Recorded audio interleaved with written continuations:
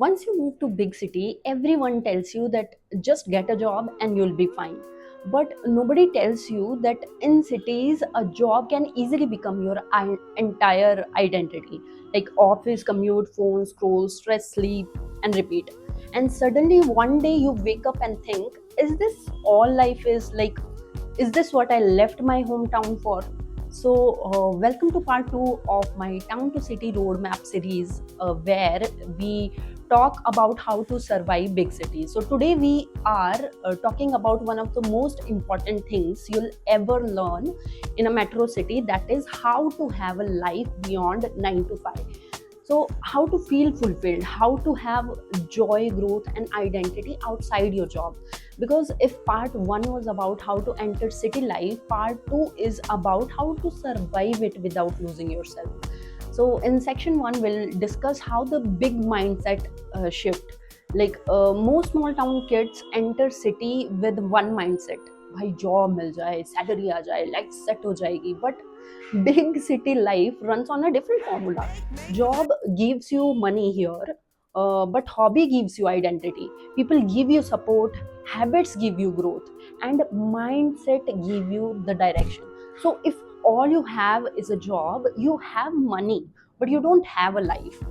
Your 9 to 5 pays your bill. What you do after 5 builds you. Okay. So in section 2, you will learn why your lives feel empty after work. Like there are three main reasons your life feel dulls even after moving to big cities. One could be you're waiting for your weekends to feel alive. Your Monday to Friday is like survival mode, and only Saturday feels like leaving. So, and second could be you think hobbies are for people with the time. Nahi, they are for people who want a life. Another reason could be you think purpose comes after success, but reality, success comes after purpose. Purpose comes from curiosity. Curiosity comes from trying new things. Okay, so in section 3, I'll tell you how 9 to 5 almost swallowed me. Like my story time, if I tell you, when I moved to a new city, my biggest struggle was separating my work life from my real life. So my mood depended entirely on my office. If work was good, I felt fine. If not, I felt drained and unhappy. And so every week I'll tell myself Sunday will be for myself. I'll live my Sunday for myself. I'll do things that I like to do. But by the time Sunday came, I was so exhausted from office stress that all I could do was laundry, cleaning, cooking, and just relax. No energy was left for myself. So it took me years to realize something very important, that even if things go wrong at work, it's absolutely fine for you to feel stress free. Because what is the worst case scenario? You lose your job, right? But you'll find another one. That confidence comes only when you take risk and stop letting your job define your entire life. So having a life outside your 9 to 5 is something that is non-negotiable. Okay, working on yourself daily matters. So there's a book called Atomic Habits, and it taught me that the idea of getting just 1% better every year, and this becomes even more important in big cities. In small town, people are content with less, but in big city, everyone is running a rat race. So if you make your job your whole identity, you might forget why you came here in the first place. I hope you remember in first part we discovered, like we all discovered why we are moving to big cities.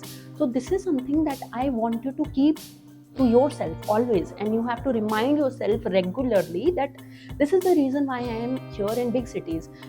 That is one of the most effective way in order to not end up in a rat race. So I started building a life outside my work life, you can say. So in section 4, I'll tell you how to have a life beyond 9 to 5 and how I did it. So I feel building a post work ritual is very important. Like building a post work ritual is a must in order to have a life beyond 9 to 5. It could be a 20-minute walk, a gym session, a cup of chai with music, a daily journaling routine. Okay, so how I can tell you something like how I use the atomic habit to build a post work ritual with example. So in atomic habits, they explain that a habit work on a simple loop: cue, routine, and reward. So instead of saying I relax after work, you design a clear signal for your brain. For example, the moment you shut your laptop, that is your cue.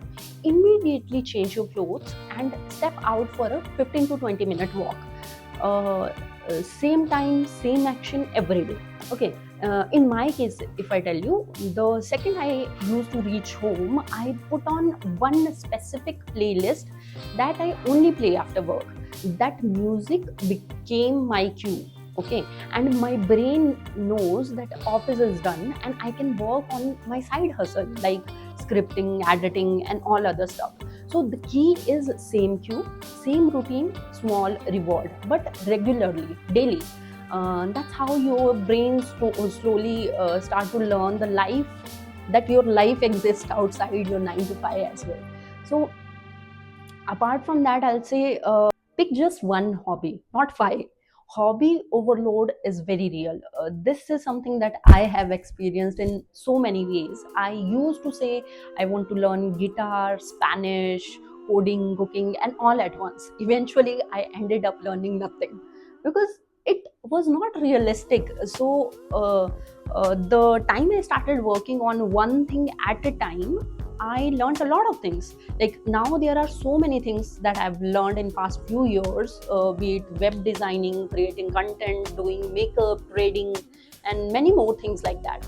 So pick one hobby, or pick one thing at a time, be it trekking, painting, gymming, writing, dancing, photography, anything that you like. Okay, your hobby is your personality outside your work, your stability, and your reset button. Now let's move on to point number three, which is create a learning hour, even if it is for 15 minutes. Okay, city life makes you age very fast. If you stop learning, I have noticed that when we give time to learn something new, it keeps us young mentally. Set 15-20 minutes aside for learning a course, a language, skill, book, anything that moves you forward. This is one habit that separate people who grow and from people who stay back. Okay, the best part about life is that it is in our hand how we want to create it. Speaking of that, let's move on to point number four, which is a very important point when it comes to having a growth in your life. That is, build a real circle, not a party circle. Okay, so when we talk about growth, we should understand that for growth of any individual, there are multiple factors that plays an important role, and one of that is people we hang out with. People who know people who know me in person, they often ask me like how I live life happily, independently, without doing parties and all. And I am someone who is part of big, I am not someone who is part of big friends group or something. I have always been a girl who believe in quality over than quantity, and this attitude has helped me in multiple ways in my life. So I don't mind being in party pooper because my idea of party and fun is far different than many people of idea of fun. I want to talk about this in detail video someday, but for now I will just keep it simple and small, and want you to understand that partying is not connection. Having people you can sit and talk with for hours, that is something we call connection. And in metro cities have like in metro city you can have thousands of people, but meaningful friendship is rare.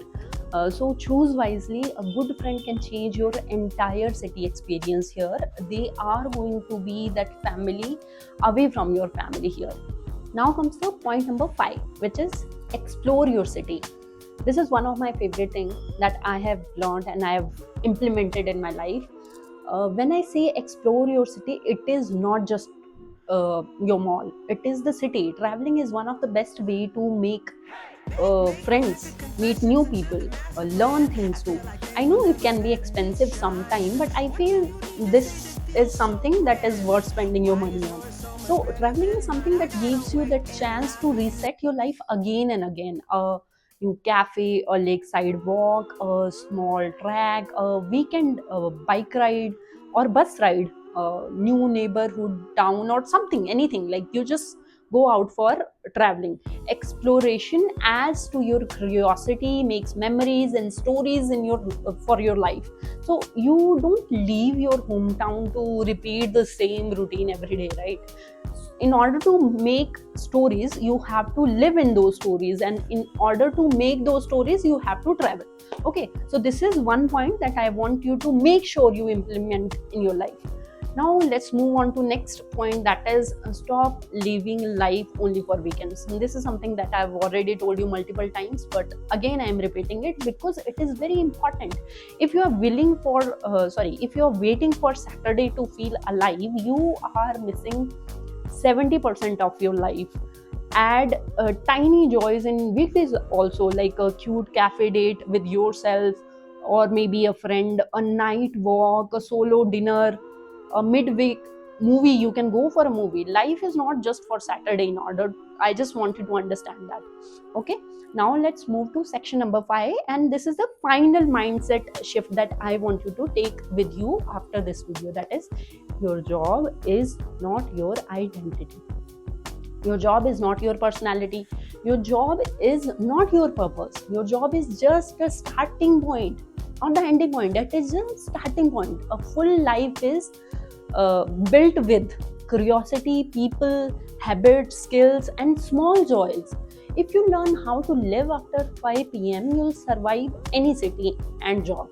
Okay, with that, I would say this was the part 2 of town to city life roadmap video. In part 3, we'll talk about how to grow your career faster than your peers, how to choose the right people in new city, how to avoid burnout, and how to build confidence in unfamiliar environment. If you are a small town kid building your life in metro, subscribe and follow this series. Your story is just beginning, and the best is yet.